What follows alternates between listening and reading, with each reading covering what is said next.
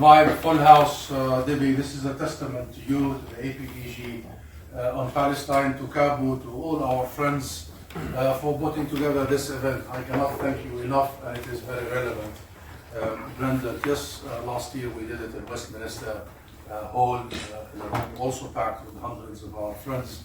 But this year we wanted it to be in the House of Commons, in Parliament, in the House that represents the British people, to commemorate a Nakba that is directly related to this House, to this square. So the historic relevance of this meeting is absolutely inspiring for us, and it is a major step. So thank you for doing this.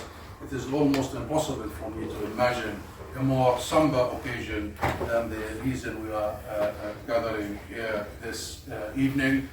Not only do we commemorate the Nakba after 77 years, during which there has been no redress and no accountability for those who perpetrated this, the war criminals, the mass ethnic cleansing of Roba's grandparents, of my grandparents, of 2/3 of the Palestinian people. But we do so at a time of ongoing Nakba and genocide against our people, as you have heard from previous speakers, as you have seen in the documentary. And we are reminded that the Nakba did not end in 1940. But unlike the Nakba, which was carried out in the shadows, in the dark, massacre by massacre, a genocide is being carried out in broad daylight, on our screens, live streamed and unmissable.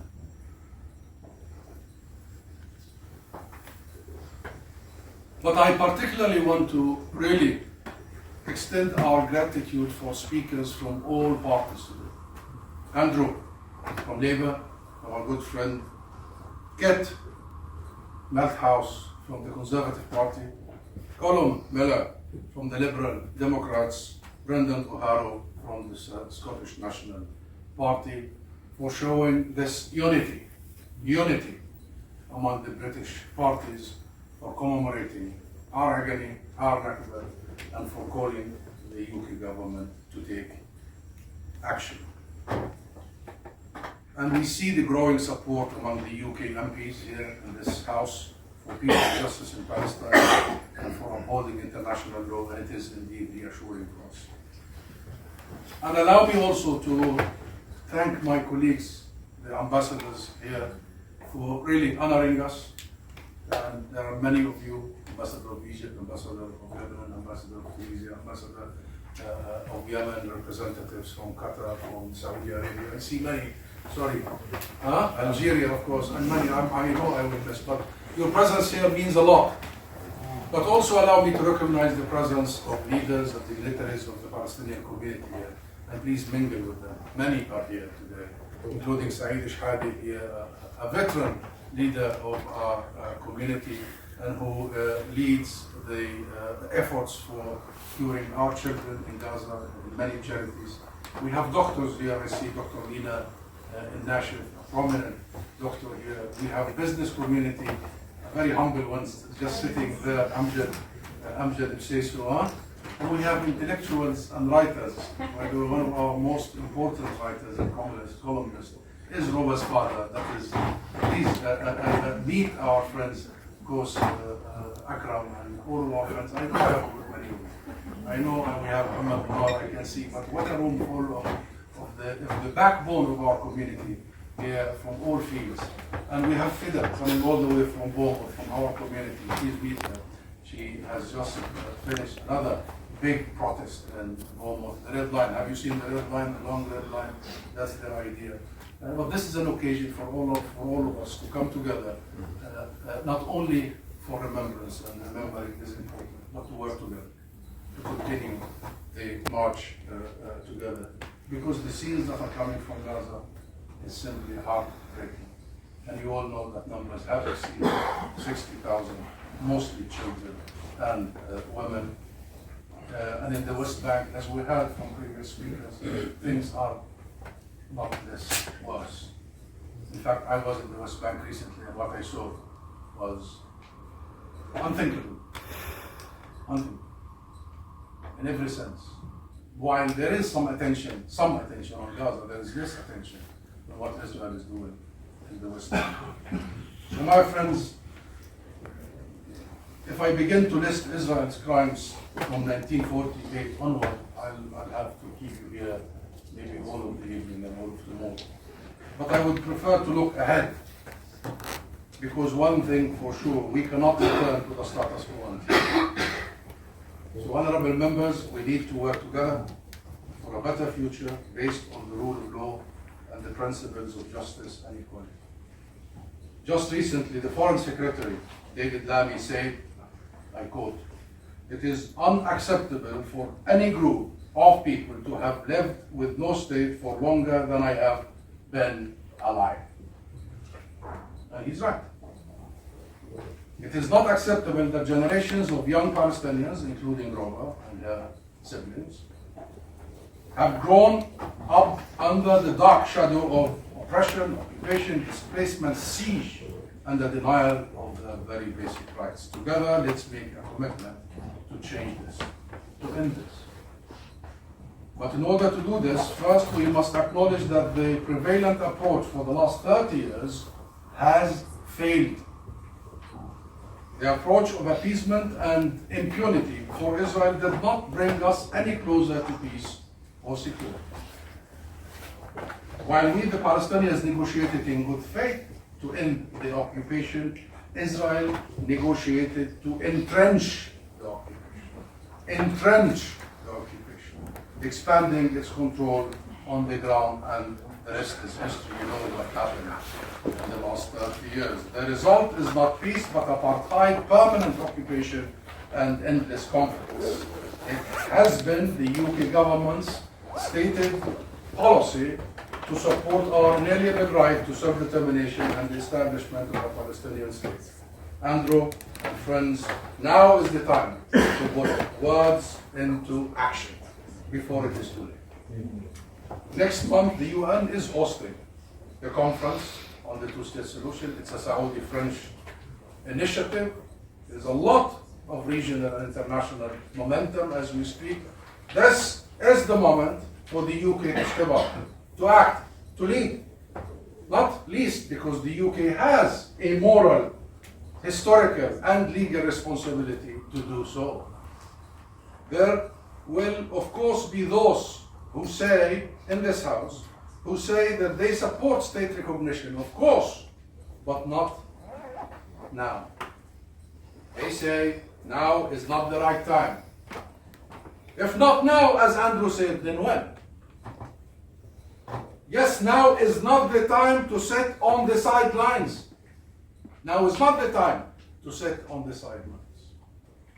Children are literally dying of malnutrition in Gaza. Now is not the time to sit on our hands. Aid workers are being assassinated in daylight.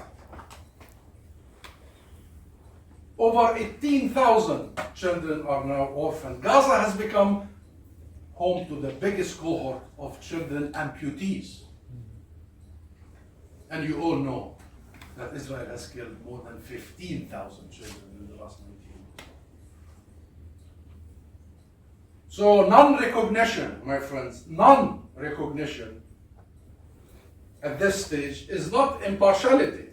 It is not neutrality. It is a decision. It is a decision. A decision that gives Israel an effective veto power on any peace, any prospects, any resolution. It is a decision on the part of the UK government to give Israel a veto power over our right to self-determination. It is a decision. Delaying recognition is a decision and an endorsement of the extreme right-wing settler colonial agenda. It is an endorsement of the colonization and the annexation of the West Bank. It is an endorsement of the genocide in Gaza. That's the non-recognition for you. It is an endorsement of Smotrich and Ben-Gvir and of course Netanyahu. That's non-recognition for you. It gives legitimacy to policies that destroy homes, displace families, and seek to erase Palestinian identity. It is a green light for continued expansion into Lebanon, Syria, and you see the bombardment, the encroachment, ensuring ongoing instability in the region. That is non-recognition for you. Yet, recognition is legal, it is a legal requirement as per international law. It is democratic because the vast majority of the public in this country are for it, and this House has voted overwhelmingly for it. It is democratic. It is also corrective of the history and the role of the UK, of Britain, the Balfour Declaration and the cancellation of the Palestinian people. This is the time to uncancel the Palestinian people. It is corrective of last 30 years of doing it in the wrong way. And finally, of course, it's not the last step, Andrew. And please, we need to tell the government, we don't mean recognition to be a last step, the final step. It's a first step, but it's a first fundamental step that should be followed by other steps to make sure that we achieve the desired goal of establishing a Palestinian state. It must be followed by sanctions, followed by arms embargo column, followed by ban on settlement products, followed by accountability for those who are criminals, followed by the full application of international law. It is not the final step, it is the first step. But every day we wait for taking that first step, we reap what we have been reaping over the last 30 years. And I would like to conclude by saying this. We do demand of the UK government to uphold its obligation under international law, to lead and not to follow. Peace cannot be built upon the denial of Palestinian rights. Peace cannot and will not be achieved and built upon the denial of the Palestinian rights. And my friends, as we mark the 77th year of the Nakba, we do so not with resignation. Look at the Palestinian lot here, starting with the key and the spirit of Roma. We do so not with resignation, but with resolve. We carry our history and we carry our keys not as a burden, but as a torch. And we look to our friends, especially here in Britain, to walk with us towards a future that is not shaped by fear or force, but by freedom, equality, and dignity for all. And we are closing, my friend. We are closing on that goal. And that goal is a free Palestine. Thank you. So today, friends, we do not gather to hate. We gather to insist that memory matters, that lives matter, and that this cycle must end. The Nakba is a warning. And if we fail to listen to it, it will continue to echo throughout the world. Thank you. While the 1948 Nakba marked the original dispossession of Palestinians, it cannot be regarded as a historic event. No, today it should focus our minds on the injustices which Palestinians continue to face and the urgency with which the international community, including the UK, must work to secure a just and lasting political resolution. And as we reflect on the events of 1948, they should remind us that the UK has a special relationship and a special responsibility to the Palestinian people. I want to underscore at the outset that Liberal Democrats have consistently sought to support those who champion peace, justice, and the rule of international law. That is why today we strongly oppose the extremists, both those in Hamas responsible for atrocities in 2023 and those in the Israeli cabinet who have blatantly advocated the violent annexation of Palestine. As we mark the Nakba this Thursday, it should focus minds on the latest iteration of the conflict. The latest blockade of Gaza, now 70 days old, is a flagrant violation of international law, which heaps more misery and suffering onto Gazans after months of bombardment. The UK government must use all levers at its disposal to put pressure on the Israeli government immediately to reopen aid routes into Gaza, to allow essential goods and supplies to reach those suffering and alleviate the humanitarian crisis.